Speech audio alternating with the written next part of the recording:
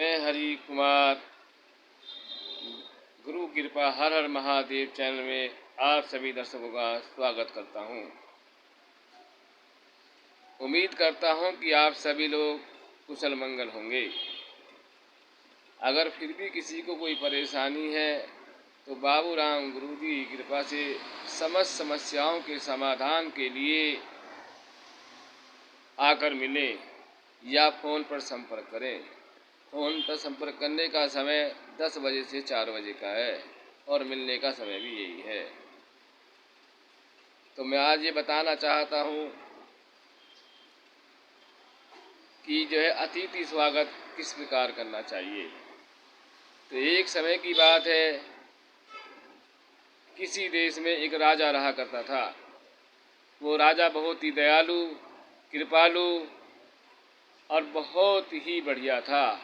उसके चर्चे दुनिया के हर कोने पे हो रहे थे।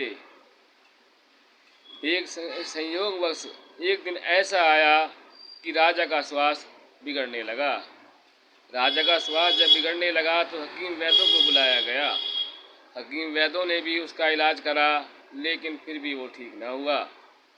तो आप जानते ही हैं, जब इंसान दवाई से ठीक नहीं होता, औषधि ठीक नहीं होता, तो गुरुओं के पास जाते हैं, संतों के पास जाते हैं, ज्योतिषियों के पास जाते हैं। तो तुरंत ही राजा ने अपने ज्योतिषियों को बुलवाया, अपने गुरु को बुलवाया और उनसे जो है समाधान पूछा। उन्होंने जब उसकी जन्म कुंडली खोल कर देखी, उसका भविष्य खोल कर देखा, तो वो घबराने लगे और कहने लगे, राजा अगर आप इजाज़त दें तो मैं आपको सारी बात सच सच बताऊं। तो राजा ने कहा, आप निसंकोच मुझे बताओ आखिर क्या बात है। तो राजा से जो है गुरुओं ने बताया कि आज से ठीक 2 दिन बाद आपकी मृत्यु हो जाएगी। अब वो मृत्यु जो होगी सांप के काटने से होगी। सामने जो आपके महल के सामने जो झाड़ी है, उस झाड़ी में से एक सर्प निकल कर आएगा, अब वो आपको डसेगा। इस पर राजा बहुत ही प्रसन्न होकर कहने लगा, कोई बड़ी बात नहीं है, किसी प्रकार की कोई बात नहीं है, तुम चिंता ना करो।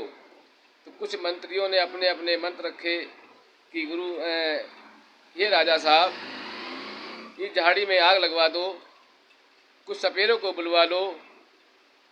बहुत उन्हें अपने अपने मत रखे, लेकिन राजा ने कहा, मेरे यहाँ जो मेहमान आ रहा है उसका मैं भरपूर स्वागत करूँगा, उसे कोई कष्ट ना हो। इसलिए राजा ने आदेश दिया कि झाड़ी के पास से लेकर महल तक फूलों से सजा दिया जाए और जगह जगह सोने के कटोरे और इत्र की खुशबू लगा दी जाए, ताकि मेरे आने वाले मेहमान को कोई भी कष्ट ना हो। जब ये बात सुनी तो नागराज घबराने लगे और ब्रह्मदेव के यहाँ पे ये चर्चा फैल गई कि आखिर ये कैसे होगा। तो ब्रह्मदेव ने कहा नारद से कि जाकर नागराज के कहो कि उसके डसने का समय आ गया है राजा को। तो नारद जी ने जाकर जब उससे नागराज से कहा तो नागराज ने मना करने के लिए कहा, लेकिन उन्होंने कहा कि ब्रह्मदेव का आदेश है, आपको ये कार्य करना ही होगा। तब जो है नागराज बेमन से चल पड़े डसने के लिए। जैसे ही उन्होंने निश्चित समय पे बाहर निकले तो उनका मन प्रसन्नता से भर गया, आनंदित हो गया। खुशबू और इत्र की खुशबू से मन जो है आनंद करने लगा, नृत्य करने लगा। महल तक इसी तरह घूमते घामते जब नागराज महल के अंदर प्रवेश कर गए तो देख के अचंभित रह गए कि राजा के चेहरे पर कोई भी ऐसी झलक नजर नहीं आई जिससे उनके मन में भय पैदा हो। राजा से कहने लगे, हे राजन, मैं तुम्हें नहीं डसूंगा। जिस देश का राजा अपने मौत का भी स्वागत इतने अच्छे समय से करता हो, अपने अतिथि का ऐसा स्वागत करता हो, इस आदमी ने अपने मौत की भी अतिथि समझ कर स्वागत किया हो, उस देश के राजा को मैं नहीं डस सकता।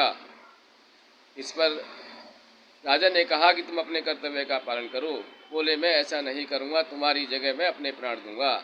ऐसा कहकर नागराज इंसानी रूप धारण करके और इंसानी रूप धारण करके उन्होंने संकल्प लेकर अपने प्राण त्याग दिए और अपनी बची हुई आयु राजा को दान कर दी। इस प्रकार अतिथि स्वागत से राजा की जान बच गई। इस कहानी से हमें ये सीख मिलती है कि इंसान को घर पे आए दुश्मन का भी स्वागत करना चाहिए। जय बाबूराम गुरुदेव की जय। आज के वीडियो के साथ ही एक उपाय है, जब तुम्हें कोई स्वाद ना आए, अपनी जीभ में कोई स्वाद ना आए, जीभ सफ़ेद होने लगे, चेचक या खसरा निकलने लगे, या फिर जो है खांसी होने लगे, या पारिया लग जाए दांतों में, तब ये उपाय करना चाहिए। उपाय इस प्रकार है, जब तुम्हें ये परेशानी सताने लगे तो बुधवार के दिन एक कद्दू यानी कि पेठा यानी भिलिया अपने पर 7 दफ़े उतार के 7 बार उतार के और 7 ही बुधवार नहर में डाल दिया जाए। तो ऐसा करने से जो गंध नहीं आती है, जैसे कि स्वाद नहीं आता जीभ में जो है, या दांतों में परेशानी हो जाती है, या चेचक या खसरा निकल जाता है, तब ये उपाय करना चाहिए, तुरंत ही आराम मिल जाएगा। उपाय करने से पहले किसी को अपना सारथी जरूर बनाना, किसी गुरु का नाम लेके इस उपाय को शुरू करना, गणपति महाराज का उपाय नाम लेके इस उपाय को करना, अपने इष्ट देव का नाम लेके इस उपाय को करना, तभी उपाय संपन्न होगा। जय बाबूराम गुरुदेव की जय। अच्छे से रहो, बढ़िया रहो। और जो है अगर मुझसे मिलना चाहते हैं, कोई समस्या है तो आप कमेंट कर सकते हैं। मेरी कहानी अच्छी लगे तो शेयर करना, कमेंट करना और लाइक करना। जो चैनल पर पहली बार देख रहे हैं वो सब्सक्राइब करें। जय बाबूराम गुरुदेव की जय।